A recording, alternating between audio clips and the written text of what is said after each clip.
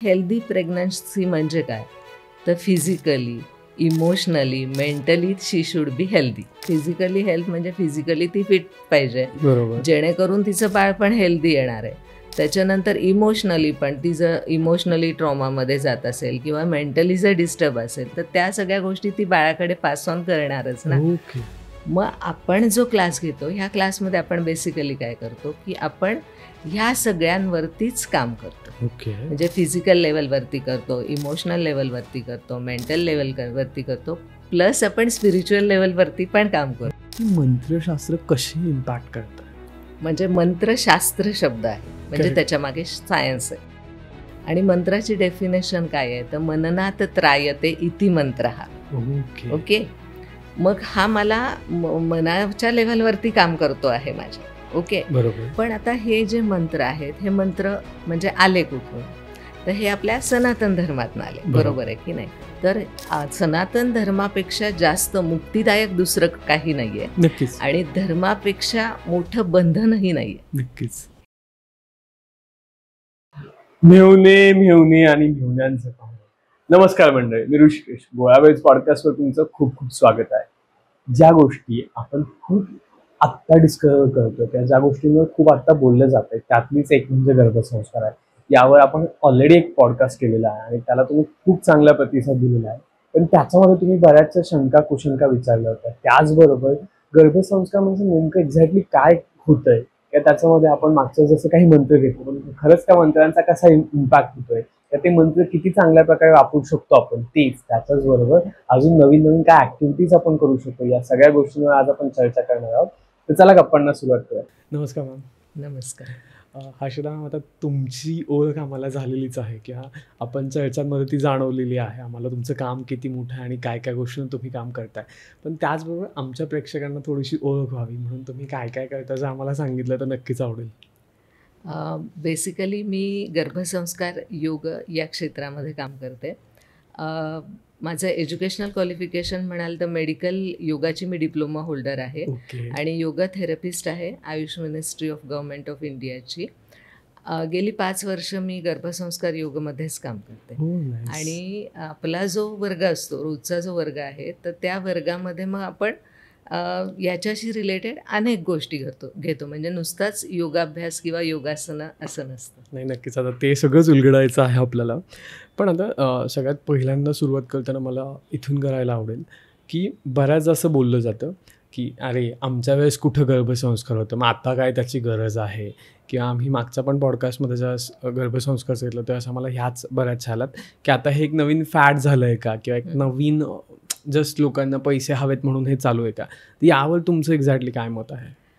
हे बघा, आपल्या 16 संस्कारामध्येच गर्भाधान संस्कार आहे. ओके. त्याच्यामुळे हे आत्ता झालंय का तर नाही, हे नक्कीच. पूर्वापार आहे. बरोबर. गर्भधारणेपूर्वीचा जो आहे तो सुद्धा आपण संस्कार धरतो, किंवा आपल्याकडे जे आपण डोहाळे जेवण म्हणतो हा सुद्धा एक संस्कार आहे. ओके. तर त्यामुळे असं नाही आहे की हे आत्ता झालंय. फक्त काय झालं की मधल्या काळांमध्ये जसं आपण म्हणतो की मुघलांचं शासन होतं किंवा इंग्रजांचं शासन होतं, तर त्यावेळेची गरज वेगळी होती. बरोबर आहे ना. आता तुम्ही विचार करा की जर समजा गर्भसंस्कार किंवा ह्या गोष्टी त्यावेळेला प्रत्येकजणच करत बसला असता एवढ्या अवेअरनेसने, तर आपण स्वातंत्र्याकडे वळालो असतो का? नक्कीच. तर त्यामुळे त्या गोष्टी आता येत आहेत, नो डाऊट. आणि चांगलं आहे ना आता येत आहेत. नक्कीच डेफिनेटली चांगलं आहे. आणि तेच आपल्याला जाणून घ्यायचं की काय चांगलं आहे. मग गर्भसंस्कार हे शब्द म्हटल्यानंतर एक्झॅक्टली काय असतं जर सांगितलं तर आवडेल. ॲक्च्युली कसं आहे माहिती आहे का की ज्या वेळेला गर्भधारणा होते, आता जसं की अभिमन्यूची गोष्ट माहिती आहे, किंवा आपण ह्यांचं शिवाजी महाराजांचा रेफरन्स देतो की त्या गर्भधारणेच्या काळामध्ये आईने जे काही केलेलं असतं ते इनपुट्स बाळाला दिले जातात. ओके. मग हे तुम्ही करताच आहेत, पण ते जर तुम्ही अवेअरनेसने केलं, ते जे इनपुट्स तुम्ही चांगल्या प्रकारे दिले, आपण जे म्हणतो की शुद्ध बीजापोटी फळं रसाळ गोमटी, तर त्या पद्धतीने जर आपण काम केलं तर निश्चितच म्हणजे जे आपण म्हणतो की येणारं बाळ जे आहे ते सुसंस्कारित असणार आहे. संस्कार तर होतातच, बरोबर आहे ना. मग ते कुठले करायचं हे आपल्या हातात आहे. नाही, हा खूप मोठा पॉईंट आहे की संस्कार तर होत आहेत, म्हणजे कुठले करायचं ते नक्कीच आपल्या हातात आहे. जसं तुम्ही म्हणता तसं ती कन्सिवेशनच्या आधी जर केली का तेव्हापासून जर केली तर नक्कीच त्याचं बेनिफिट्स होणार आहेत. पण आता मग काय जर मला करायचं म्हणजे गर्भसंस्कार किंवा एखाद्या लेडीला जर गर्भसंस्कार करायचं तर कसं स्टार्ट असावं, म्हणजे तिचं फर्स्ट स्टेप टुवर्ड्स काय असावं या प्रोसेसकडे?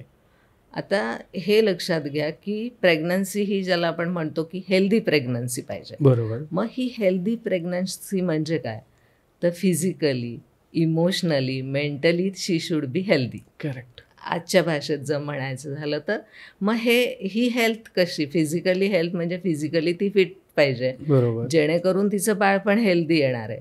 त्याच्यानंतर इमोशनली पण ती जर इमोशनली ट्रॉमामध्ये जात असेल किंवा मेंटली जर डिस्टर्ब असेल तर त्या सगळ्या गोष्टी ती बाळाकडे पास ऑन करणारच ना. ओके.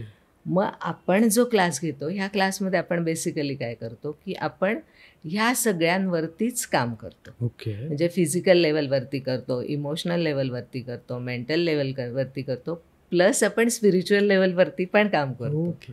आणि मग नॅचरली म्हणजे हे जे बाळं जन्माला येतात तर ही बाळं खूप सुसंस्कारित अशा पद्धतीनेच येतात.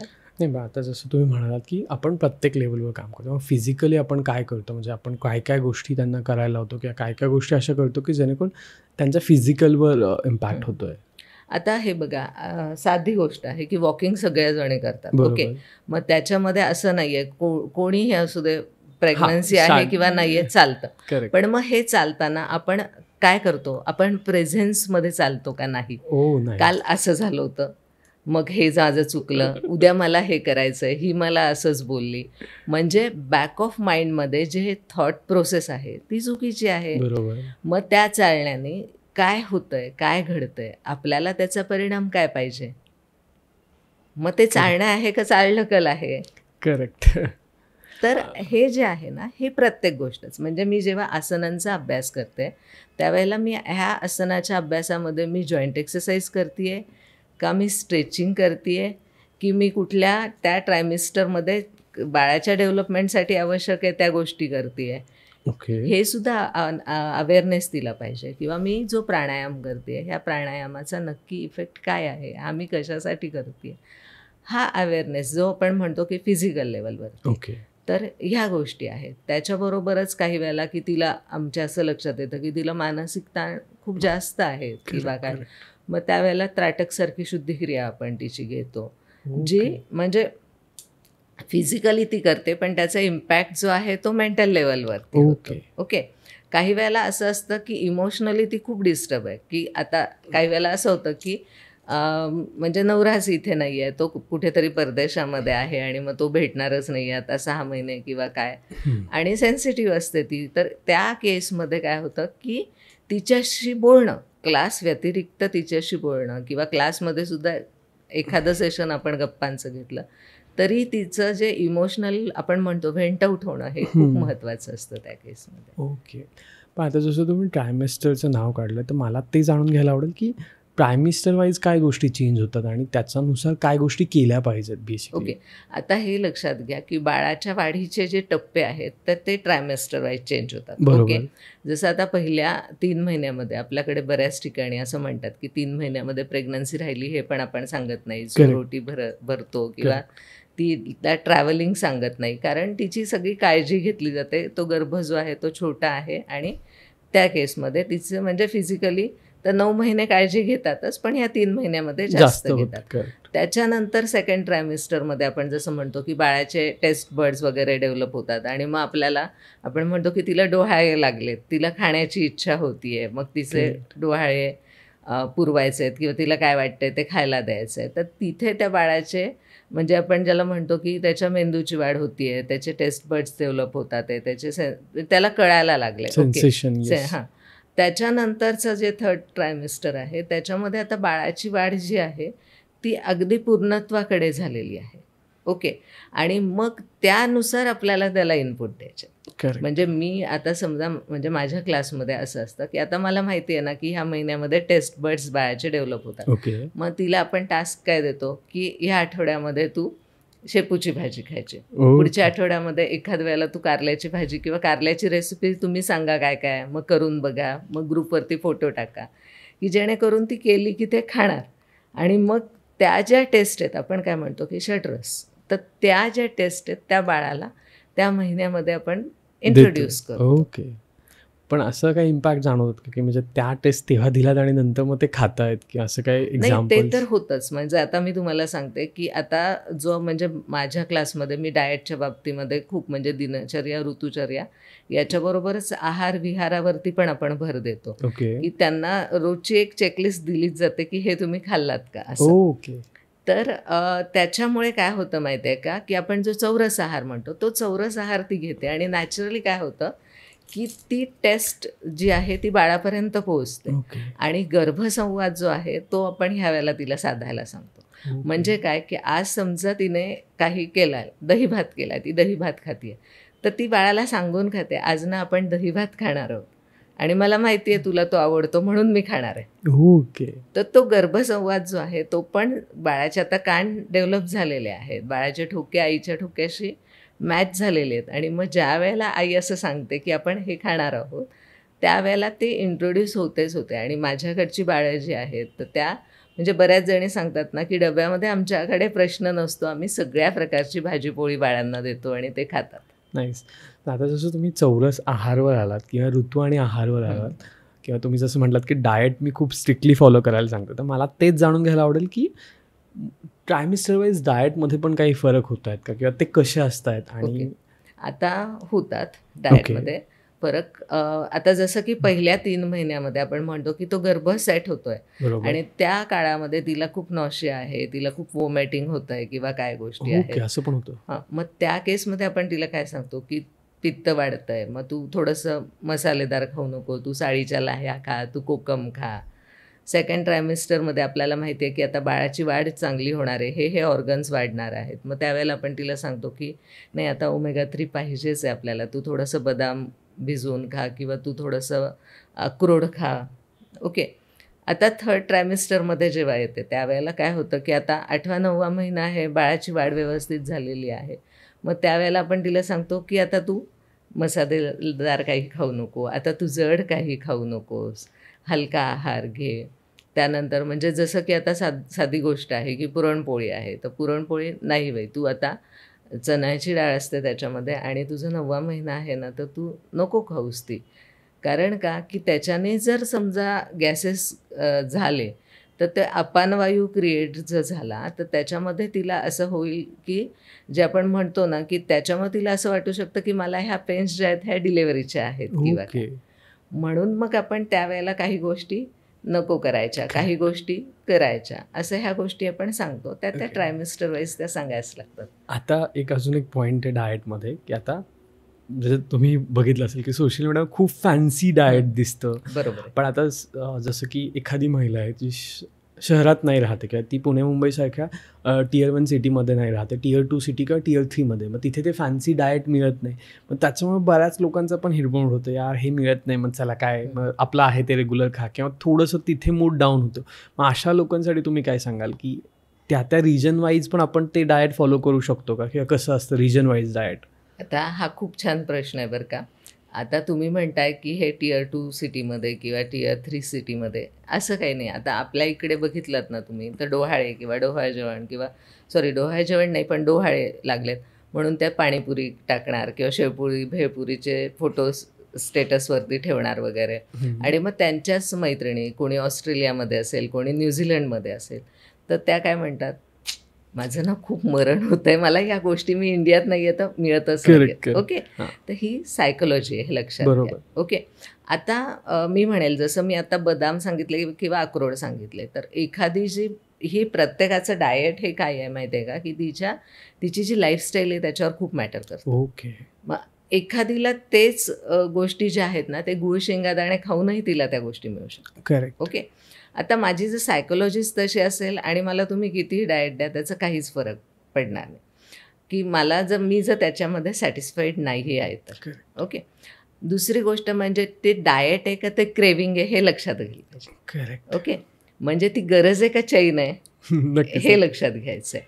तर हे जेव्हा आम्ही डे टू डे आमचं म्हणजे क्लासेस चालू असतात किंवा काय चालू असतं तर त्यावेळेला हे म्हणजे ओव्हरऑलच काय होतं की त्याच्यामध्ये त्यांचं काउन्सिलिंग होऊन जातं. बरोबर. पण दुसरी गोष्ट महत्त्वाची लक्षात घ्यायची आहे की जसं मी म्हणते की आत्ता आपल्या निसर्गाने ज्या गोष्टी निर्माण केलेल्या आहेत, जे आपण व्होकल फॉर लोकल असं म्हणतो की व्होकल फॉर लोकल. तर आता उन्हाळ्यामध्ये काय आहे, कलिंगड खाल्लं की आपल्याला थंड वाटतं, खरबूज खाल्लं की थंड वाटतं, हो की नाही, द्राक्ष खाल्ले. कारण माझ्या शरीराला गरज कसली आहे, पाण्याची गरज आहे. ते पाणी, ते ग्लुकोजच्या, त्या फ्रुक्टोजच्या लेवल्सची गरज आहे आता, म्हणून ते फळ तेव्हा येतं ना. बरोबर आहे की नाही. आता तुम्ही जर पाहिलात की थंडीमध्ये आपल्याकडे काय येतं, संत्र वगैरे येतं. संत्र व्हिटॅमिन सीची तेव्हा गरज असते आणि हे निसर्गाने निर्माण केलेलं आहे.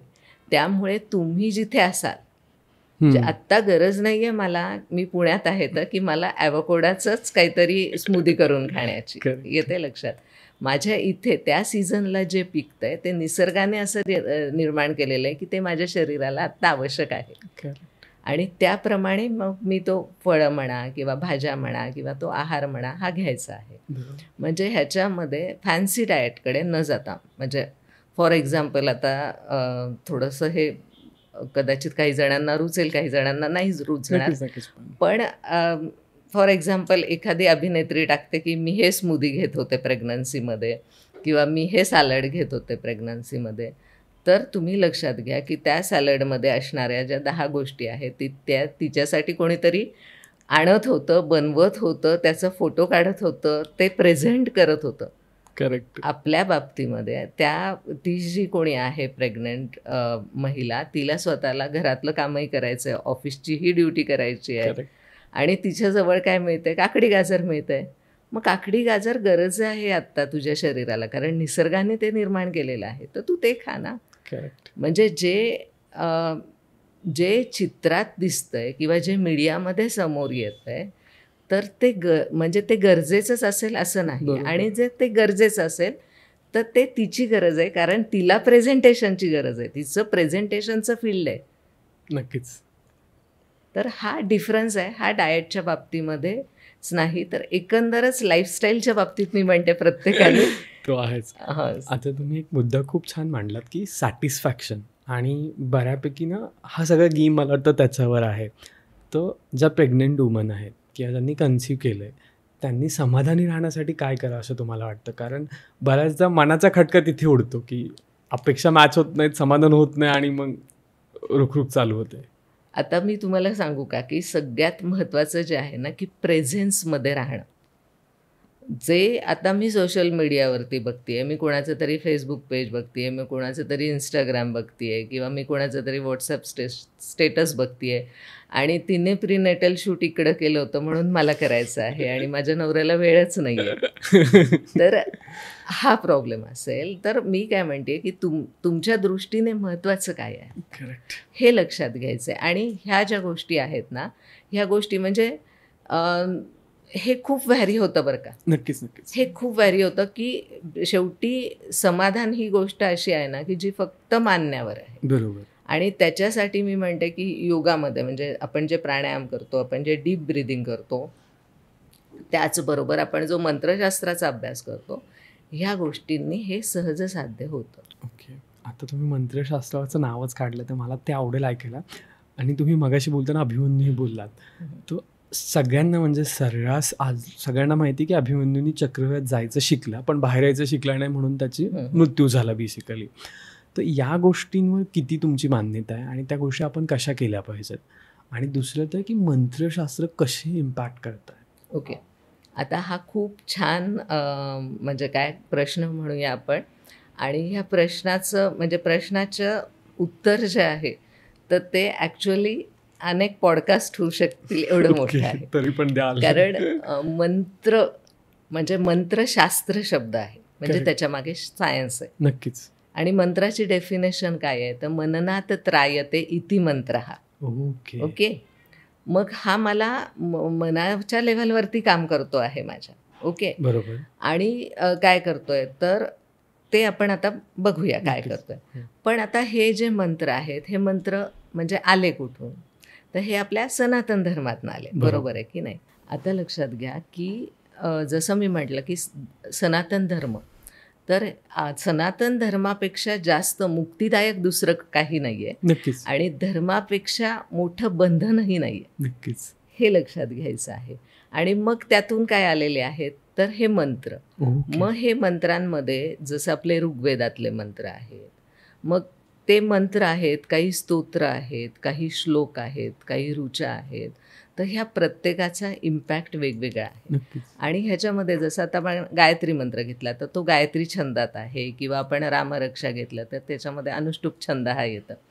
तर हे जे छंद म्हटलेलं आहे म्हणजे काय, तर ती फ्रिक्वेन्सी आपण जर आता म्हणजे पौराहत्य करणारे जे आहेत गुरुजी, तर त्यांच्याकडून जर ते ऐकलं तर त्याच्यामध्ये एक व्हायब्रेशन असतं. करेक्ट. आणि त्या व्हायब्रेशन्समुळे काय होतं की एक आपण जे म्हणतो ना की आपल्या ब्रेनमध्ये कंपनं निर्माण होतात. ओके. आणि मग जे म्हणजे जे हॉर्मोन्स सिक्रेट करतात तर ते तुमच्या शरीरामध्ये हार्मनी मेंटेन करतात. नक्कीच आय कुड रिलेट इट. म्हणजे साधारणतः तुम्ही ज्यावेळेस थोडंसं लो फील करताय त्यावेळेस एक साधं म्युझिक जरी ऐकलं कानात लाऊडली किंवा थोडंसं बऱ्यापैकी चांगल्या आवाजात तर बरंचसं रिलॅक्स वाटतं, बरंचसं बेटर फील होतं म्हणजे पहिल्यापेक्षा.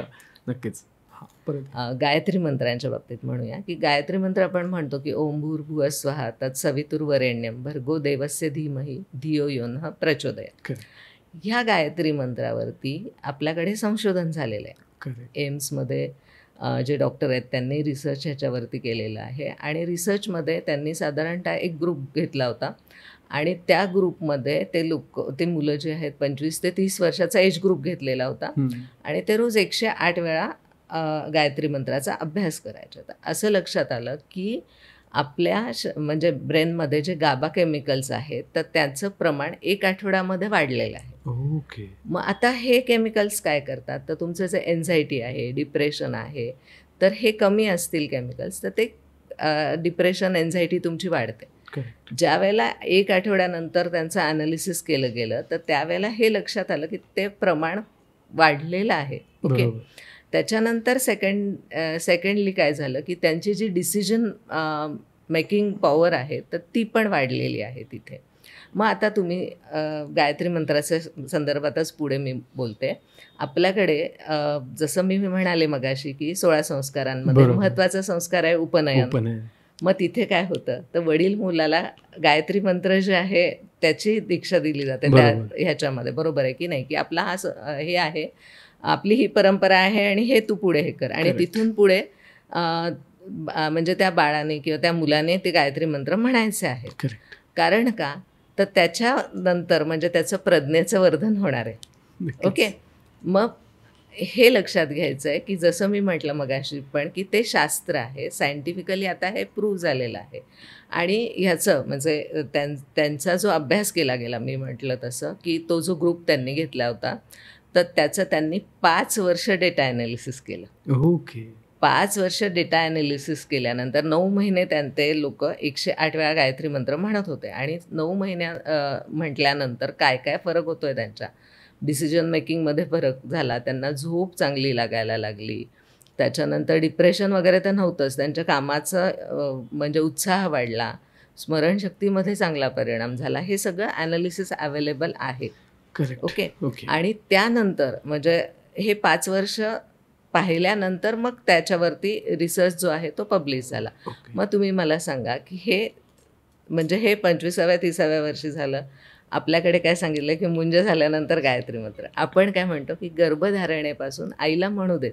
ओके. म्हणजे ते काय होत आहे की ती इंट्रोड्यूस करते बाळाला.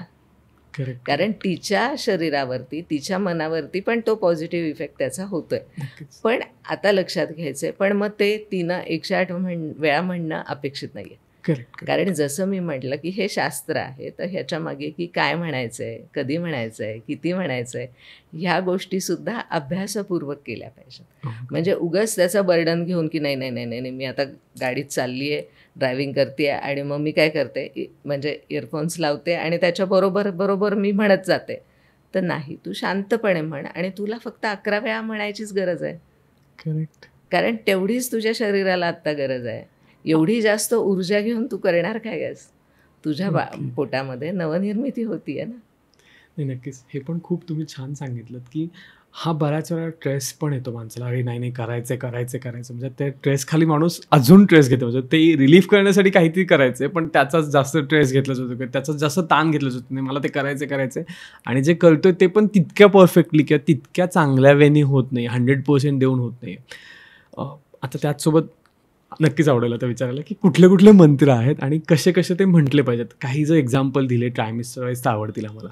ॲक्च्युली आता ह्याच्यामध्ये कसं आहे माहिती आहे का, की जसं आता आपण म्हटलं की हे खूप वास्ट आहे, हे शास्त्र आहे.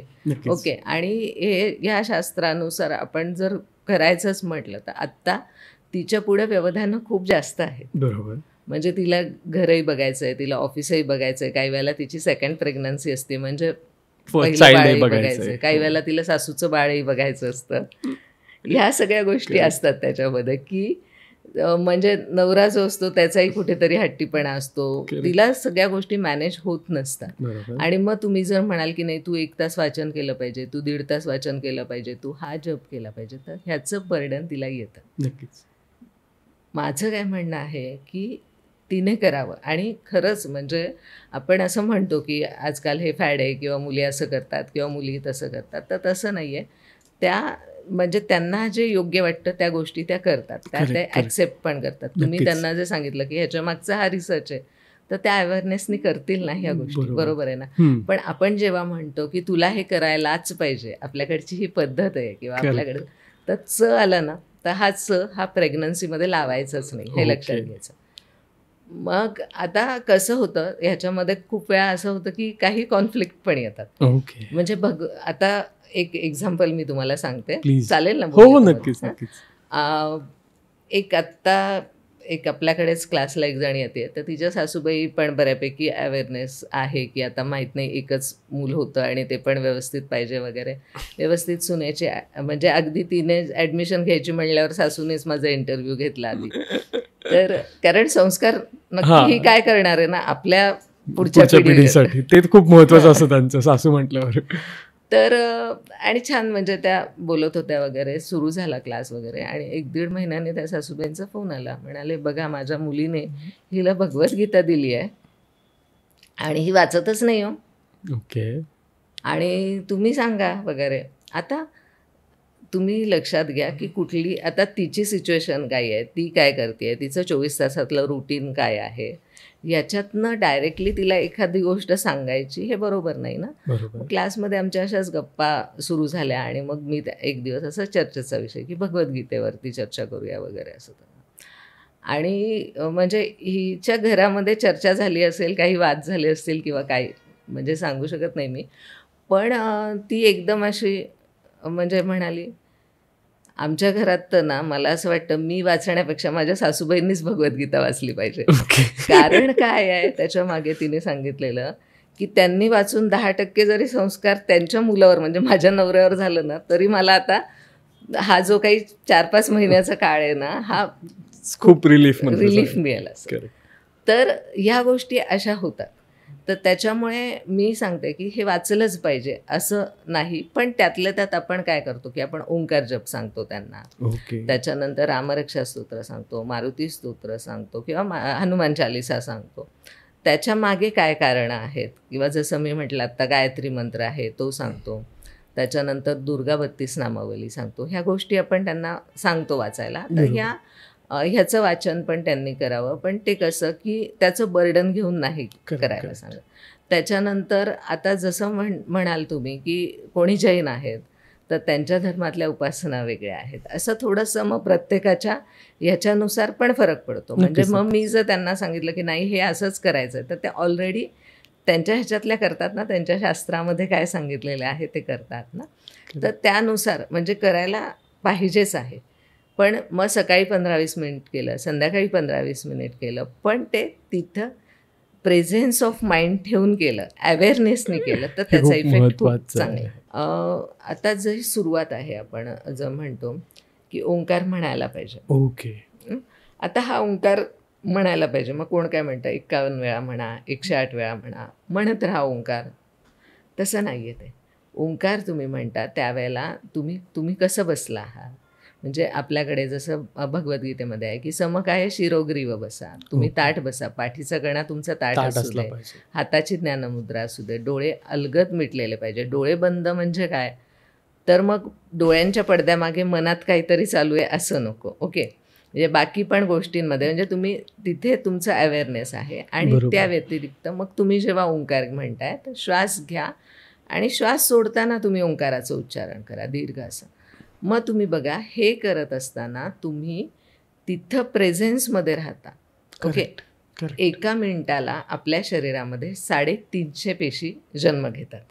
ओके, आता तुम्ही साधारणतः 1 मिनिटामध्ये आपले 6 ओंकार होतात. ओके, आणि आपण 11 ओंकार म्हटलं तर 2 मिनिट ती बसून हे करून करेपर्यंत 2 मिनिटाचा. आता तुम्ही विचार करा की 350, बाकी तिने काहीच नाही केला, तिने फक्त 2 मिनिट ओंकार केला असं आपण धरूया. 1 सेकंदाला 350 पेशींनी शरीरातल्या जन्म घेतलेला आहे. ओके, 2 मिनिट म्हणजे 2 × 350 × 60 एवढ्या नवीन सेल्स तिच्या बॉडीमध्ये जनरेट होणार आहेत त्या पिरियडमध्ये. ओके, मग ते तिच्या शरीरात होऊ देत, बाळाच्या शरीरामध्ये निर्माण होऊ देत, त्यावेळेला काय होतं आहे, तिच्या मनामध्ये कुठलेही विचार नाही आहेत. मग ते जे सेल्स जनरेट होत आहेत त्या किती हेल्दी होत आहेत. करेक्ट, म्हणजे तुम्ही त्या ओंकाराच्या फायदा हा तर एक गोष्ट आहेच आहे, पण म्हणजे सेल्युलर लेवलवरती विचार केला तर आज 2 म्हणजे मिनिटामध्ये जनरेट झालेल्या सेल्स आहेत, उद्या आहेत, परवा आहेत आणि आहेत, ते पण रोज ह्या मल्टिपल होणार आहेत ना. जसं तुम्हाला वेल्थ कंपाऊंडिंग हवी आहे तर हे पण कंपाऊंडिंग होते. नक्कीच बरोबर आहे की नाही. आणि जसं आपण म्हणतो की जेव्हा बिग बँग थेअरीचा म्हणजे अभ्यास केला जातो किंवा सांगितलं जातं तर त्यावेळेला जो विश्वाची निर्मिती झाली त्यावेळेला जो आवाज आला तो ओम होता. बरोबर आहे ना. आता तुझ्या गर्भामध्ये पण निर्मिती होतीये, एक विश्वास निर्माण होत आहे. नक्कीच. आणि त्यावेळेला जर तू ओंकाराचं उच्चारण केला, ते जर अवेअरनेसनी केला तर त्याचा खूप चांगला उपयोग होणार आहे. बरोबर आहे. मग हे ओंकार आहे, मी मगाशी म्हणाले तर त्याप्रमाणे गायत्री मंत्र आहे की ज्याच्यावरती रिसर्च पब्लिश झालेला आहे. त्यानंतर रामरक्षा स्तोत्र आहे. तर रामरक्षा स्तोत्रामधील एक श्लोक आहे. आता बऱ्याच वेळा काय होतं ना की इमोशनली ती खूप डिस्टर्ब असते. ओके, म्हणजे तिला असं असतं की मी एकटीच आहे, म्हणजे मला कोणीच नाही आहे. कारण काय होतं की घरात समजा आईला सांगितलं की सासूबाईंना नाही, हो गं हे होतंच असं. आणि मग माझ्या वेळेला तर असं झालं होतं. मग आणि त्याला सांगणार अरे पण माझं काय होतंय ते ऐक ना आता, असं तिला होतं. उपदेश खूप पटकन केले जातात. आणि मग तिला जे पाहिजे असतं तिथे तिला पाहिजे असते ती एम्पथी. ओके, मग काय होतं त्या केसमध्ये की ती अशी एकदम माझं कोणीच नाही आहे किंवा मीच एकटी आता हे जे काही आहे ते सोबतच घडतंय किंवा मलाच आता आहे. आणि थोडंसं किती नाही म्हटलं तरी शरीरामध्ये पण तिच्या बदल होतात आहे, तर त्याचा परिणाम असतो सगळा. मग ती काही वेळेला असं होतं ना की तिला रडायला येतं की म्हणजे no one is there correct with me. मग त्यावेळेला मी तिला सांगते की तू एक श्लोक आहे तो म्हण. मग तो काय आहे तर माता रामो मत्पिता रामचंद्र स्वामी रामो मत्सखा रामचंद्र सर्वस्वं मे रामचंद्रो दयालू नान्यम जाने नैव जाने न जाने. म्हणजे काय, माझा माता काय आहे, माता पिता राम, माझा सखा राम. मग हा रामचंद्र जो आहे म्हणजे तूच माझं सर्वस्व आहे, मला एवढंच माहिती आहे, बाकी मला काहीही माहिती नाही. म्हणजे तुझा जो भार आहे तू सोड ना त्याच्यावरती. 100% डिवोशन होऊ दे. हां, तू तुझा भार, तुला काय वाटतंय ना की हां बाबा तू आहेस ना, मग ठीक आहे. कारण का, मग मी तिथे तिला सांगते की आपण काय म्हणतो, एखादी व्यक्ती समजा कामात न गेली, त्याच्यात काही राम नाही राहिला. ओके, मग आता तुझं जे आहे तू कुणावर सोडतीयस, रामावरती सोड. आणि काही नाही, आज तू दिवसभरामध्ये तुला जसं जमेल तसा हा श्लोक म्हण, डोळे बंद कर, रामाची छान प्रसन्न मूर्ती डोळ्यासमोर आण आणि म्हण. आणि तुम्हाला सांगू, दुसऱ्या दिवशी किंवा त्याच दिवशी संध्याकाळी तिचा फोन येतो की मला ना खूप रिलॅक्स वाटते. नक्कीच. तर हा जो आहे ना रामरक्षा स्तोत्राचे तर खूप छान फायदे आहेत. त्याच्यामध्ये कवच श्लोक जे आहेत ते कवच श्लोकांचा आपण वेगळा अभ्यास आपल्या क्लासमध्ये घेतो. आपण त्यांना रामरक्षा स्तोत्र म्हणायला सांगतो, कारण प्रत्येक त्याच्या म्हणजे त्या श्लोकांमध्ये जे सांगितलेलं गेलेलं आहे ना, तर ते खूप महत्त्वाच्या गोष्टी आहेत. म्हणजे ते नुसतंच असं बुधकौशिक ऋषींनी रचलंय किंवा काय, किंवा आत्ताच रामनवमी झाली त्याच्यामुळे खूप सारी इन्फॉर्मेशन त्यांच्याकडे आहे त्याच्याबद्दल. करेक्ट. पण सायंटिफिकली काय होतं ते म्हटल्यानंतर हे पण त्यांना माहिती पाहिजे ना. त्यांना नुसतंच म्हणजे काय म्हणतात ना, तो शब्द आणि त्याचा अर्थ नको आहे. नक्कीच. तर आता ह्याच्यामध्ये लक्षात घ्यायचं आहे की शिरोमे राघव पातूपासून ते पातू रामोखिलम वपुः इथपर्यंतचा जे श्लोक आहे तर हे आपण कवच श्लोक म्हणून घेतो. ओके. मग ह्याच्यामध्ये सुरुवात काय आहे, शिरोमे राघव पातू, तिथे त्याला राघव म्हटलेलं आहे. कोण राघव, तर रघुकुलाचा जो म्हणजे शिरोभाग आहे, ओके, असा राम. ओके. आणि त्याच्यामध्ये जे वर्णन आलंय की कौसल्येयो दृशोपातू, तर कौसल्येयो दृशोपातू म्हणजे आता काय होतं की जेव्हा त्याचा फक्त अर्थ दिला जातो तर त्यावेळेला कसं असतं की त्यांना हा ठीक आहे म्हणजे की पण आता तुम्ही लक्षात घ्या की कौसल्या ही आई आहे आणि तिचं त्यांनी काय सांगितलं आहे की कौसल्याची दृष्टी ज्याच्यावरती आहे असा राम. ओके. माझ्या डोळ्यांचं रक्षण करू देत. मग आता आई जी आहे, मूल केवढंही मोठं होऊ देत, तिची दृष्टी, तिची नजर, आपण म्हणतो ना आईच्या पाठीलाही डोळे आहेत. करेक्ट. की ती बाळापर्यंत असतेच तिच्या. कारण ज्या दिवशी ती बाळाला जन्माला घालते आणि ज्या दिवशी ती मरते तोपर्यंत ती आईच असते. मध्ये लक्षात घ्यायचं आहे की आपण काय म्हणतो की घार फिरते आकाशी, लक्ष तिचे पिलापाशी. करेक्ट. मग माझ्या आयुष्यामध्ये जे काही आहे चाललेलं आहे ह्याच्यासाठी मग दृष्टी कशी पाहिजे, दृष्टिकोन कसा पाहिजे, ते शिकवणारे हे श्लोक आहेत, हे लक्षात घ्यायचं आहे. विश्वामित्र प्रियश्रुती पुढे येतं. मग विश्वामित्र प्रियश्रुती म्हणजे काय, त्याचा अर्थ काय, तर विश्वामित्र ऋषी जे आहेत ते तर हा ज्येष्ठ पुत्र रामचंद्राचा विश्वामित्र ऋषींनी मागून घेतला दशरथ राजाकडे आणि ते निघालेले आहेत आता राक्षसांचा निपात करायला, यज्ञाचं त्यांना रक्षण करायचं आहे. पण हे चालताना विश्वामित्र ऋषींनी त्याला ज्ञान दिलेलं आहे. ते त्याने कशातनं घेतलेलं आहे, कानातनं घेतलेलं. करेक्ट. माझे कान रामाचे होऊ देत, त्याच्यावरती जे काही पडेल ते चांगलंच मला घेता येऊ देत. ओके. गॉसिपिंग नको. आलंय लक्षात. किंवा मला हे लक्षात आलं पाहिजे की मी जे ऐकतेय ते ऐकणं माझं जे आहे हे त्यातनं चांगलं काय आहे आणि वाईट काय आहे याचं सॅग्रिगेशन आलं पाहिजे. हां. तर कारण शेवटी कसं आहे माहिती आहे का की आपल्या संस्कृतीमध्ये जी व्यक्ती म्हणजे जी बुद्धिमान व्यक्ती आहे त्याला बहुश्रुत म्हणतात. बरोबर. बहुश्रुत म्हणजे ज्याची ऐकण्याची कॅपॅसिटी चांगली आहे तो. आणि आत्ता तेच महत्त्वाचं आहे. कारण काय आहे की आत्ता आपण सगळेजण प्रेझेंटेशन करतो म्हणजे मी कसा ते दाखवतो. मग माझ्या स्टेटसवरती असेल, माझ्या कुठल्या पेजवरती असेल किंवा काय असेल. तर तसं नाही आहे ना. आपल्याला पण व्हेंट आऊट होण्यासाठी काही जागा लागतात आणि त्या दृष्टीने म्हणजे व्यक्तिमत्व कसं असावं ह्या दृष्टीने रामरक्षा जी आहे ही खूप महत्त्वाची आहे. व्यक्तिमत्वाचं जे आपण म्हणतो की जडणघडण जे आहे तर त्या दृष्टीने खूप महत्त्वाची आहे. मला वाटतं तुमच्यासोबत ना एखादा रामरक्षाचा पॉडकास्टच केला पाहिजे कारण इतकं सुंदर आहे चालू ते. पण तरी तुम्हाला ब्रेक करायला मला आवडेल आणि पुढचं विचारायला आवडेल की जे तुम्ही मगाशी म्हणालात की तुमच्या क्लासमध्ये एकाने कंप्लेंट केली की सासूबाईंनी मुलाला सांगावं की त्यांनी भगवद्गीता वाचून संस्कार तुझ्यावर होतील. तर मला हे विचारायचं आहे की या सगळ्या प्रोसेसमध्ये गर्भधारणेपासून ते बाळ जन्माला येईपर्यंत मुलाचा काय रोल असला पाहिजे. कारण मला वाटतं ते ॲज अ सोसायटीमध्ये मुलगा म्हणून शिकवलं जात नाही आहे किंवा ते ॲज अ सोसायटीमध्ये मुलगा म्हणून तू हे केलं पाहिजे या टाईममध्ये सांगितलं जात नाही. मे बी सोशल मीडियावर ते थोडंसं कळतं की ओके मी असं करू शकतो, मी हे करू शकतो. पण एक ओव्हरऑल आता तुम्ही खूप वर्ग घेताय किंवा तुमच्याकडे खूप पेशंट्स येत आहेत तर मला ते जाणून घ्यायला आवडेल की एक साथीदार म्हणून किंवा एक जोडीदार म्हणून माझी काय गोष्ट असली पाहिजे. कारण नेहमी आपण अभिमन्यूचं उदाहरण देतो पण अभिमन्यूला गोष्ट सांगणारा आपण अर्जुन होता हे विसरतोय आपण कुठेतरी असं मला जाणवतं बऱ्याचदा. आता ह्याच्यामध्ये कसं आहे माहिती आहे का की तिला म्हणजे तिला सिंपथी नको आहे. ती आजच्या जमान्यातली मुलगी आहे त्याच्यामुळे तिला त्याची कीव केलेली वगैरे तिला अजिबात चालत नाही. तिला ते पटतही नाही की अरे मी नाही म्हणजे ह्या गोष्टी. पण तिला एम्पथी पाहिजे आहे तिला. तिच्याबरोबर आपण जे म्हणतो की माझा जीवनसाथी आहे, माझी अर्धांगिनी आहे.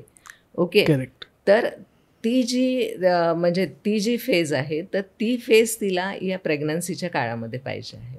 मग ह्याच्यामध्ये कसं असतं की साधी गोष्ट आहे की ती काही सांगत असेल तर त्यावेळेला थोडा मोबाईल बाजूला ठेवायचा आहे आणि तू ते ऐकायचं. ओके, आता तिला आज समजा असं झालं ना की आज तिला असं वाटतंय ना की मला नाही अरे वाचायला झालं रामरक्षा. हो का, बरं ठीक आहे ना, तू बस मी वाचतो, तुला कंटाळा आलाय का, मी रामरक्षा वाचतो, काही हरकत नाही ना. तिला वॉकिंग, अगं नाही तू उठ, तू वॉकिंगला जा, माझं रात्री मीटिंग वगैरे झाल्यात ना, मला शक्य नाही आहे, तू वॉकिंगला जा, असं नाही. ठीक आहे, आपण काय करूया, तू रोज अर्धा तास वॉकिंग करते ना, थोडं उशिरा जाऊया, मी तुझ्याबरोबर 15 मिनिट वॉकिंग करतो आज आपण. तर ह्या गोष्टी ज्या आहेत ना, ह्याची गरज आहे तिला. आज तुम्ही म्हणजे मी असं म्हणत नाही प्रत्येकाला की तू जेवण बनव तिच्यासाठी किंवा काय, हे तुम्ही ऑर्डरही करता बऱ्याच वेळा, पण तुम्ही जो टाईम स्पेंड करता तो क्वालिटी टाईम जो आहे तो तुम्ही स्पेंड करणं एक्सपेक्टेड आहे. ना की तू पण बसलाय, ती पण बसली आहे, तू तुझ्या सोशल मीडियावरती आहेस आणि तुम्ही सोबत आहात, तर त्याचा उपयोग नाही आहे इथे. आता समजा आपलं रुटीन आहे, तुम्ही दोघंजणच आहात, दोघंजणं बरोबर आहात, तर बघा ना 24 तास की ती काय काय ॲक्टिव्हिटी करते त्या ऑब्झर्व करा. त्या ऑब्झर्व केल्यानंतर यातल्या कुठल्या ॲक्टिव्हिटीज आपण करू शकतो इनिशिएटिव्ह घेऊन, ना की तिने सांगितल्यानंतर. ओके, आणि मग त्या ॲक्टिव्हिटीज तुम्ही करा. अगदी मी तर म्हणते की काही वेळेला असं करा की छोटीशी एखादी शॉल म्हणा किंवा काहीतरी पोटाला बांधा तुम्ही, आणि एकदा घासलेले भांडे जे असतात ते तुम्ही ट्रॉलीमध्ये लावा किंवा ते कपडे जे आहेत ते वाळत घालून बघा वॉशिंग मशीनमधले, म्हणजे तुम्हाला जाणवेल की ते करताना किती ताण येतोय तिला. ओके, हे तिच्या नकळत तुम्ही करा, म्हणजे तुम्हाला जाणवेल की ते करताना किती ताण येतो. आणि ह्या छोट्या ॲक्टिव्हिटीज आहेत, ह्या 5-10 मिनिट टाकून तुम्ही नक्की करू शकता. कारण ह्या ज्या आहेत ना, जसं आपण म्हणतो की चेरी ऑन केक, की तुम्ही तिच्याबरोबर आहातच, तुम्ही खूप चांगले बाबा आहात, तुम्ही खूप चांगले पती आहात, त्याच्यामध्ये प्रश्न नाही आहे, तो प्रश्न नाहीच आहे. पण तुम्ही तिचं शेअरिंग इज केअरिंग असं मी इथे म्हणेल, की तुम्ही तिचा थोडासा लोड जो आहे तो शेअर करा, म्हणजे तुम्ही केअर करताच आहे, पण ती आणखी वेगळ्या प्रकारे. नक्कीच, आणि त्याच्यात मला वाटतं थोडंसं पॅम्परिंग पण होईल आणि ते आवडतं लोकांना, प्रत्येकाला. आणखी मी म्हणेल की आता खूप जण हे पण विचारतात की बाबांसाठी सेशन आहेत का, म्हणजे आपण जे डे टू डे योगाचे सेशन करतो हे बाबांसाठी आहेत का किंवा काय. तर ह्याच्यामध्ये कसं आहे माहिती आहे का की त्यांनी फिट राहणं ही तर गरज आहेच आहे, कारण उद्या बाळ उठणार आहे, उद्या रात्रीचं जागरण करायला लागणार आहे, तर त्यासाठी बाबाने तर फिट राहणं आवश्यक आहेच आहे, तो काही प्रश्न नाही आहे. पण आता मी कसं म्हणते की गर्भसंवाद आपल्याला साधायचा आहे, आपल्याला बाळाशी बोलायचं आहे, तर बाबांनी सुद्धा गर्भसंवाद साधावा, बाळाशी बोलावं, आईच्या पोटावरती हात ठेवून तिथे की अरे आम्ही दोघंजणं, कारण तो आवाज त्याला महत्त्वाचा आहे तिथे. ओके, तो आवाज त्याला तिथे इंट्रोड्यूस होतो आहे बाबांचा, आणि बाबाची ओळख होती आहे तिथे, बरोबर आहे की नाही. त्याचबरोबर एखाद वेळेला असं होतं की म्हणजे तिला काहीच नको असतं. ओके, मला काहीच नको आहे, तू शांत बस असं. मग त्यावेळेला तू शांत बस, तिचा हात हातात घालून 5 मिनिट बस ना, की ती सुद्धा तिची गरज असू शकते. काही वेळेला एखादं पुस्तक वाचायचं आहे, पण आपल्याला माहिती आहे की पुस्तक रीडिंग ही गरज आहे, तू झोप ग, मी वाचतो एखादं पान, मी वाचतो आज. की त्याच्यामध्ये काय होतं, ती पण ऐकते, बाळ पण ऐकतंय बाबाचा आवाज. ओके, म्हणजे त्याच्यामध्ये की ती तुमची फॅमिलीची ॲक्टिव्हिटी जी आहे, ही फॅमिली टाईम, फॅमिली ॲक्टिव्हिटी ही बाळाच्या जन्माच्या आधीपासून तुमची सुरू होती. करेक्ट.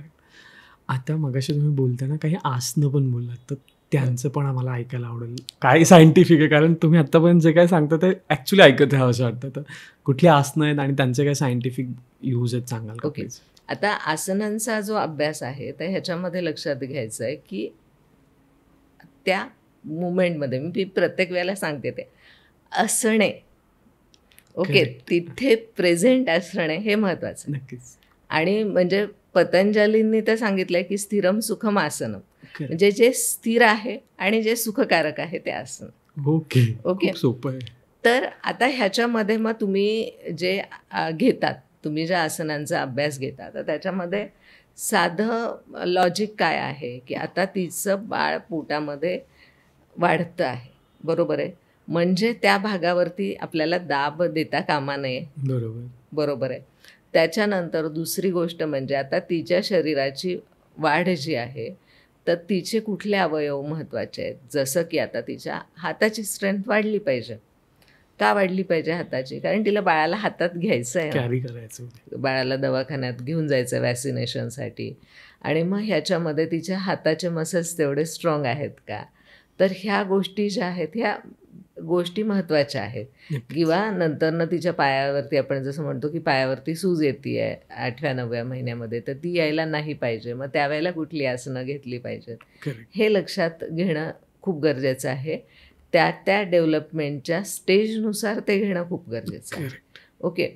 त्यानंतर म्हणजे जॉईंट्स आहेत समजा, तर ह्या जॉईंट्समध्ये आता जसं की पूर्वापार म्हटलं जातं, नाही म्हणजे पूर्वी म्हणजे माझ्या आजीच्या काळात वगैरे की ह्याच्यानंतर डिलेव्हरीनंतर तिला वाताचा त्रास झाला किंवा तिला संधिवात झाला. बरोबर. संधी म्हणजे जॉईंट्समध्ये वात साठणे, संधिवात. आपण जॉईंट एक्सरसाइज करायच्या की जॉईंट एक्सरसाइज साध्या आहेत की मी माझ्या मनगटाची हालचाल केली, मी माझ्या बोटांची हालचाल केली, तर ती करताना सुद्धा त्याच्यामध्ये एक रिदम मी हे केला, म्हणजे रिदमिक केली की स्लोली केली तर काय होतं, फास्ट केली तर काय होतं, क्लॉकवाईज केली तर काय होतं, अँटी क्लॉकवाईज केली तर काय होतं. ह्या गोष्टी लक्षात ठेवून तिला तिथे त्या करायला सांगितल्यानंतर ना हे जे त्रास आहेत हे कमी होतात, हे लक्षात घ्यायचं आहे. त्याच्यानंतर दुसरी गोष्ट म्हणजे की आसनांच्या बाबतीत मी असं सांगेल की बऱ्याच वेळा काय असतं की काही जणी आहेत तर त्यांना काही एक आसन समजा मी फॉर एक्झाम्पल मी एक आसन आता कुठलंही घ्यायचं म्हणते आहे, तर ते आसन घेताना एखादीला त्या आसनामध्ये खूप कम्फर्टेबल वाटतं, बरोबर, पण एखादीला त्या आसनामध्ये त्रास होतो, तिला नाही कम्फर्टेबल वाटत ते आसन. मग ते मला तिच्या चेहऱ्याकडे बघून लक्षात यायला पाहिजे की बाबा नाही, मग पण हिने हे केलंच पाहिजे. मग मी काय करते की घे सोड रिपिटेशन करते. एखादीला खूप छान वाटतंय त्याच्यामध्ये तर मग तिला त्याच्यामधले व्हॅरिएशन्स देते. करेक्ट. ओके. पण आता कसं होतं माहिती आहे का की कोणीतरी सांगतं की म्हणजे मी गुगल केलं आणि गुगलमध्ये सांगितलं की प्रेग्नन्सीमध्ये ही आसनं करायची आहे. ओके. आता तिथे हे लक्षात घ्यायचं आहे की तुझं ट्रायमेस्टर कुठलं आहे, तुझी कंडिशन काय आहे, मग त्याच्यानुसार तू ते करायला पाहिजे का, नाही करायला पाहिजे. कारण आसनांच्या अभ्यासामध्ये ह्याच्यामध्ये असं आहे की 4थ्या महिन्यामध्ये 5व्या महिन्यामध्ये जास्त आसनं आहेत. जसं तुम्ही 8व्या-9व्या महिन्यांकडे जाता तसं आसनं बदलतात आणि कमी होतात आसनांचा अभ्यास, कारण तिची कंडिशनच नाही आहे ना, बरोबर, ती आसनं करण्याची. तर हा जो आहे हा आसनांच्या अभ्यासामधला फरक जो आहे हा लक्षात येऊन अवेअरनेसने ते करणं, जे मी तुम्हाला सांगते ते खूप महत्त्वाचं आहे. नक्कीच. आणि त्याचसोबत तुम्ही मगाशी पण बोललात की इमोशनली खूप डिस्टर्ब असतो किंवा आपण बऱ्याचदा ऐकतो, म्हणजे आता घरी बऱ्याच लोकांच्या प्रेग्नन्सी झालं तर माहिती की इमोशनली गोष्टी नसतात, हार्मोन इम्बॅलन्स तर असतो, पण इमोशनली पण त्या गोष्टी तितक्याशा सपोर्टिव्ह नसतात. म्हणजे कधीतरी खूप चांगलं वाटतंय, कधीतरी खूप अरे ठीक आहे ओकेश वाटतंय, आणि कधीतरी खूप आनंद होतोय, कधीतरी रडावंसं वाटतंय. पण या सगळ्या इमोशनला वेंट आउट करण्यासाठी अजून काय ॲक्टिव्हिटी आपण करू शकतो का, किंवा तुम्ही स्पेशली काहीतरी घेता असं मला कळलं, मग ते काय असतं आणि कसं? आता ॲक्च्युली माझ्या क्लासमध्ये कसं असतं, माझे क्लासचे 3 सेशन्स मी घेते. पहिला जो आहे हा मंत्र किंवा ज्याला आपण डेली उपासनेचा असतो, दुसरा योगाभ्यासाचा असतो, आणि तिसरा जो असतो तो आम्ही ॲक्टिव्हिटीचं सेशन घेतो. मग ह्या ॲक्टिव्हिटीच्या सेशनमध्ये जसं आता एक दिवस आम्ही रांगोळी काढतो, एक दिवस आम्ही मेहंदी काढतो, एक दिवस मंडाले आर्ट करतो, की हे करताना तिथेच तिला थांबावं लागतं मनाने आणि शरीराने पण, की जेणेकरून तिचे जे थॉट्स आहेत ते कमी होतात. ॲक्टिव्हिटी ती काहीतरी करते आर्ट फॉर्ममधली, म्हणजे तिच्या राईट ब्रेन जो आहे तो ॲक्टिव्ह होतो आहे, आणि राईट ब्रेन ॲक्टिव्ह झाल्यानंतर बाळाच्या पण म्हणजे काय म्हणू शकतो की मेंदूच्या वाढीसाठी ते खूप महत्त्वाचं आहे. ती कला जी आहे ती त्याला रुजवण्याचा प्रयत्न करते आहे. मग ह्याच्यामध्येच एक दिवस आम्ही पुस्तकांवरती चर्चा करतो की ह्या आठवड्यामध्ये एक पुस्तक तुम्ही वाचायचं. मग एक पुस्तक वाचल्यानंतर की चला आता तू 5 मिनिट बोल की त्या पुस्तकातलं तुला काय आवडलं, किंवा तू कुठलं पुस्तक वाचलं किंवा काय असं. मग पुस्तकं त्यांना माहिती होतात, जे आपण आता म्हणतो की वाचतच नाहीत, तर असं अजिबात नाही आहे. म्हणजे काही काही वेळेला तर आम्ही असं करतो, म्हणजे तुम्हाला आश्चर्य वाटेल की ह्या आठवड्यातली म्हणजे ह्या सोमवारची ॲक्टिव्हिटी आहे की बडबड गीतं. आपल्या क्लासला सुट्टी आहे, तर प्रत्येकीने 2 बालगीतं किंवा बडबड गीतं शोधायची आणि मग त्या ती शोधतात आणि त्या म्हणतात की किती छान आता म्हणजे आम्हाला एवढी सारी बडबड गीतं किंवा बालगीतं माहिती झाली आहेत की जेणेकरून आम्ही बाळाला भरवताना, हे करताना त्याच्या हातात मोबाईल दिलाय किंवा मोबाईल लावला ही गरजच नाही, आम्ही ते म्हणू शकतो. करेक्ट. तर तो जो डेटा आहे तो पण तयार होतो. माइंड फ्रेश तर राहतच राहतं. आता ह्या व्यतिरिक्त म्हणजे काय होतं ना, की बऱ्याच वेळा आता सध्या की IVF आहे किंवा बेड रेस्ट सांगितलेली आहे किंवा स्टिचेस आहेत. मग तिला लिमिटेशन्स येतात. मग ती दिवसभर बसून मग काय होतं की तिच्या मनातले विचार आहेत किंवा बाजूला काय चाललं आहे, मग एंगेज राहणं, मग गुगल करणं, मग ते गुगल करताना काहीतरी म्हणजे निगेटिव्ह वाचलं जाणं, मग परत परत तीच इन्फॉर्मेशन येणं. तर ह्याचा जो परिणाम होतो, तर त्याच्या म्हणजे आता ही जी आम्ही ॲक्टिव्हिटी म्हणतो, म्हणजे मध्ये तर आम्ही एकदा असंच केलं होतं की म्हणजे कोणाला शक्य असेल तर सागर गोटे तुम्ही मागवा किंवा हे, की किती छान त्याच्यामध्ये कोऑर्डिनेशन आहे. म्हणजे म्हणजे तुमच्या डोळ्याचं आहे, हाताचं, तुम्ही तुमच्या जागेवरती खेळायचं की किती कसे सागर गोटे खेळायचे असतात. असं टीम म्हणजे ती तिच्या घरात असते, ती तिच्या घरात, आपण ऑनलाईनच करतो. पण ते खेळताना सुद्धा त्या म्हणतात की खूप मजा आली. खाली बसलं जातं, पाय पसरून बसलं जातं, त्याच्यानंतर ते सागर गोटे खेळले जातात की डोळ्यांचं, हाताचं कोऑर्डिनेशन होतं, कॉन्सन्ट्रेशन त्याच्यातनं छान होतं. किंवा आपण जे म्हणजे खूप सारे की पझल्स आहेत किंवा सुडेकू आहे की हां चला आज एक टाकलं, मग ग्रुपवरती आहे, व्हॉट्सअप ग्रुप आहे, तर पटकन कोण सोडून पाठवेल हा. अशा ज्या ॲक्टिव्हिटीज आहेत, तर ह्या गोष्टी पण आपण त्याच्यामध्ये करतो. म्हणजे अशा बऱ्याच ॲक्टिव्हिटीज आपण घेतो. पण एक किट जे आहे ते मी स्वतः डिझाईन केलेलं आहे आणि हे किट ज्यावेळेला क्लासला रजिस्ट्रेशन होतं त्यावेळेला मी त्यांना ते प्रोव्हाइड करते आणि त्यातल्या ॲक्टिव्हिटीज ज्या आहेत त्या आठवड्यातनं 3 दिवस घेतल्या जातात. त्याच्यामध्ये मग एक डायरी आहे मी डिझाईन केलेली. तर त्या डायरीमध्ये सुद्धा म्हणजे त्यांना त्यांचं म्हणजे फिजिकली त्या कशा आहेत, इमोशनली त्या कशा आहेत किंवा त्यांची झोप किती झाली आहे, हा सगळा ट्रॅक आपण त्याच्यामध्ये ठेवतो. नाही, हे ॲक्च्युली खूप भारी मला वाटतं की आपण जरी तुम्ही IT मध्ये आहात किंवा तुम्ही खूप दिवसभर तुमचं बिझी शेड्यूल आहे, पण तुम्ही असा 15 मिनिटाचा 1 तासाचा टाईम काढून मंडला आर्ट करू शकताय. त्याच्यानंतर तुम्ही रांगोळीची प्रॅक्टिस करू शकताय, मेहंदीची प्रॅक्टिस करू शकताय. जर तुम्हाला मैदानी खेळात नाही जाता येते, मग त्याच्या न्यूज तुम्ही ऐकू शकताय, त्याची तुम्ही पुस्तकं वाचू शकताय आणि ते तुम्ही संस्कार बाळाला रुजवू शकता. म्हणजे योग, आसनं, स्पिरिच्युअलिटी आहेच, पण त्याचबरोबर हा आर्ट फॉर्म आहे ज्याची खरंच आज गरज आहे. कारण वेंट आउट होण्यासाठी एन्झायटी म्हणा, डिप्रेशन म्हणा, जर तुम्ही एखाद्या आर्टला डेडिकेटेड असाल तर मला वाटतं ते पटकन वेंट आउट होतं आहे किंवा तुम्ही ॲट द मुवमेंट राहताय. कारण कुठलंच आर्ट असं नाही आहे की तुम्ही त्या मुवमेंटला नाही. असं होत नाही की मी रांगोळी काढतोय आणि माझ्या मनात बाकीचे विचार आहेत. मला तिथे फोकसच करावं लागतं की ओके याच्यानंतर कुठला कलर आहे, याच्यानंतर काय कॉम्बिनेशन येणार आहे. सेम मेहंदीचं पण तसंच आहे मला वाटतं. तर हे खूपच भारी आणि हे म्हणजे प्रत्येकजण करू शकतं. असं नाही की अवघड आहे काहीतरी की अरे नाही जमत आहे, मला त्याच्यासाठी खूप इन्स्ट्रुमेंट हवे आहेत, खूप गोष्टी हव्यात, असंही नाही आहे. आणि काय होतं ना की आजकाल मुली म्हणजे करिअर आहे किंवा काय आहे, तर त्यांना ह्या गोष्टी करायला वेळच नाही मिळालेला. करेक्ट. आणि ह्या निमित्ताने त्या करतात ना, तर त्यांना पण ते खूप छान, अरे वा मला जमलं किंवा माझं कॉम्बिनेशन कसं आलं या गोष्टीचं, मंडाले आर्टचं. मला खूप दिवसाची इच्छा होती बरं का. किंवा एखादी असते ना, तिचं ड्रॉइंग खूप छान असतं, तर ती काहीतरी ग्रीटिंग कार्ड्स बनवते त्या पिरियडमध्ये.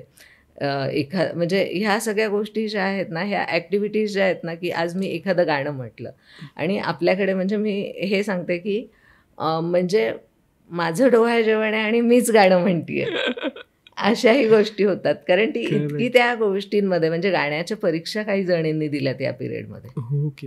नाही मला म्हणजे तेच की एनर्जी आहे तुमच्याकडे पॉझिटिव्ह, त्याचा जर तुम्ही इतका पॉझिटिव्ह उपयोग केला तर ती अजून डबल ट्रिपल होणार आहे नक्कीच.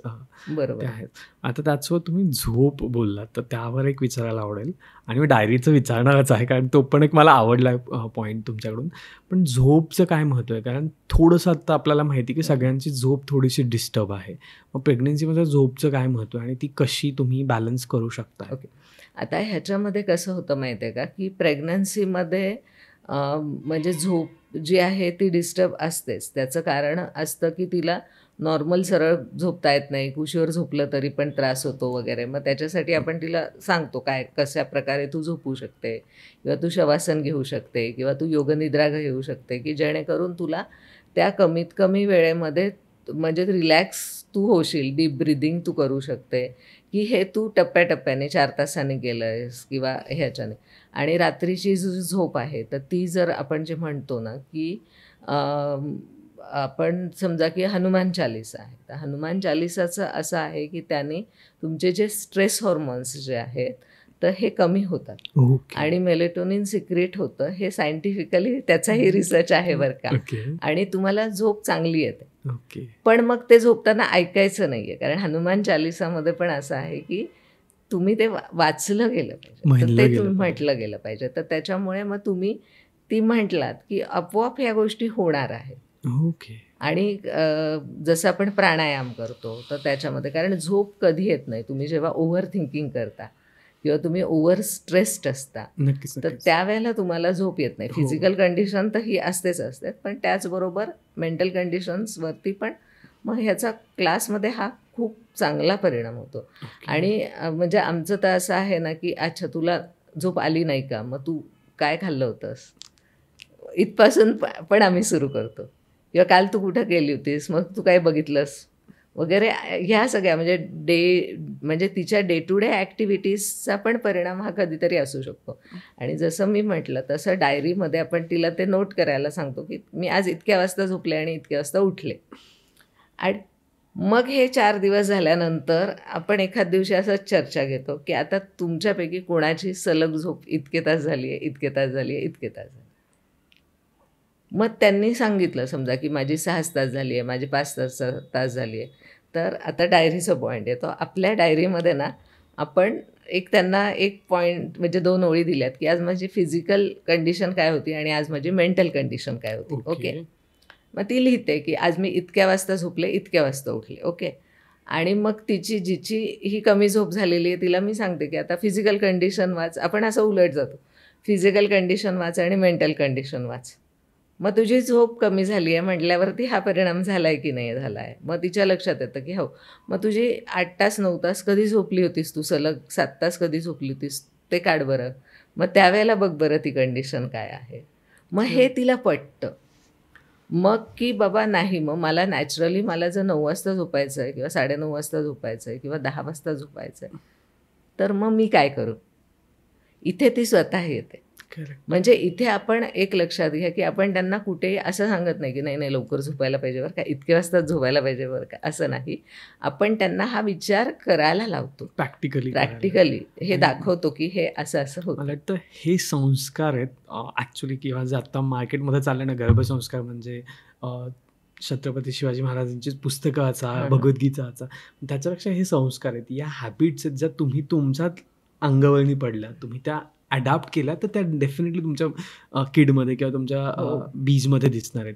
त्याच्यासाठी नाही वेळ मिळत तर ती गोष्ट जरी एक वेळ स्किप झाली तरी चालेल, पण या ज्या छोट्या छोट्या हॅबिट्स आहेत त्या तुम्ही केल्याच पाहिजेत किंवा त्या बाय प्रॅक्टिकल मुवमेंटनी त्या आल्या पाहिजेत. आणि त्या प्रॅक्टिकल मुवमेंटनी मला वाटतं आपल्या मुलाला किंवा आपल्या बीजाला पण ते सवय लागेल की प्रॅक्टिकली थिंकिंग म्हणतोय आपण, प्रॅक्टिकली विचार करणं म्हणतोय, त्या गोष्टी पण होणार आहेत, त्याला पण ती प्रोसेस समजणार आहे.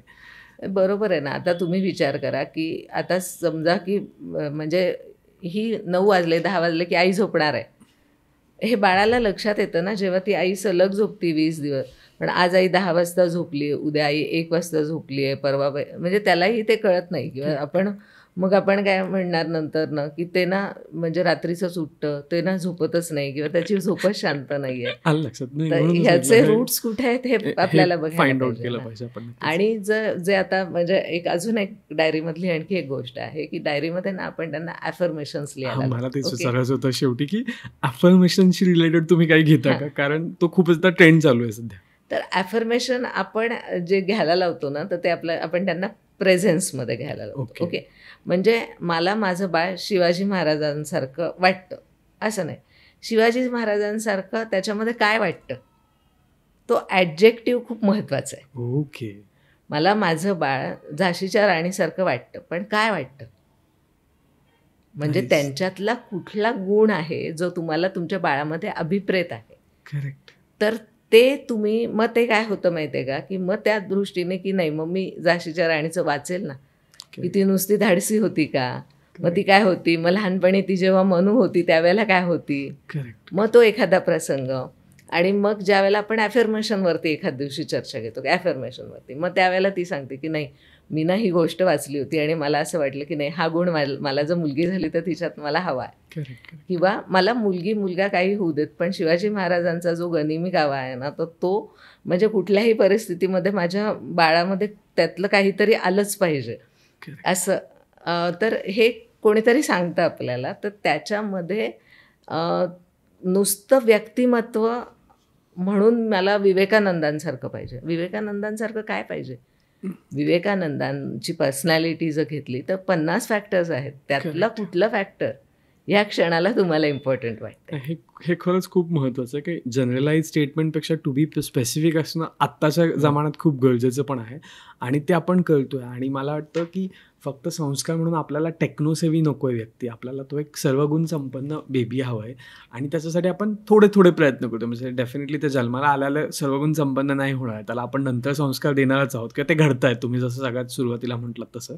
पण हां, की आपण चांगलं होण्यासाठी अजून काय करू शकतो किंवा स्वतःला आनंदी ठेवण्यासाठी आपण या सगळ्या ॲक्टिव्हिटी नक्कीच करू शकतो. हर्षदाताई तुमचे खूप खूप आभार, तुम्ही इथे आलात आणि आमच्यासोबत ह्या खूप छोट्या गोष्टी सांगितल्यात. कारण बऱ्याचदा काय होतं आपण खूप त्यांना बाऊ करतो, त्यांच्याकडे खूप असं मोठं काहीतरी म्हणून बघतो आणि त्यातला जो इझी आउट वे आहे तो बघत नाही. आणि पण तुम्ही सांगितलेले जर मी सगळे समराईज करायचं गेलं पॉईंट तर नक्कीच आहे. घरी मी 10 मिनटं बसून ओंकार करू शकतो किंवा 5 मिनटं बसून ओंकार करू शकतो. तुम्ही म्हणालात तसं रामरक्षा नक्कीच आपण संध्याकाळी, आता म्हणजे आपल्याला ती होती ना सवय की आई संध्याकाळी जर देवासमोर दिवा लावलाय तर शुभम करोती म्हणा, मग रामरक्षा आपण तिथे ॲड करू शकतो. म्हणजे त्याच्यासाठी खूप वेगळे एफर्ट्स घ्यायची गरज नाही आहे. जसं तुम्ही म्हणालात की भगवद्गीता नाही वाचायची तर ठीक आहे, पण सिमिलर काइंड ऑफ गोष्टी तुम्ही वाचू शकता. भगवद्गीता हे मानसशास्त्र आहे हे लक्षात घ्यायचं आहे.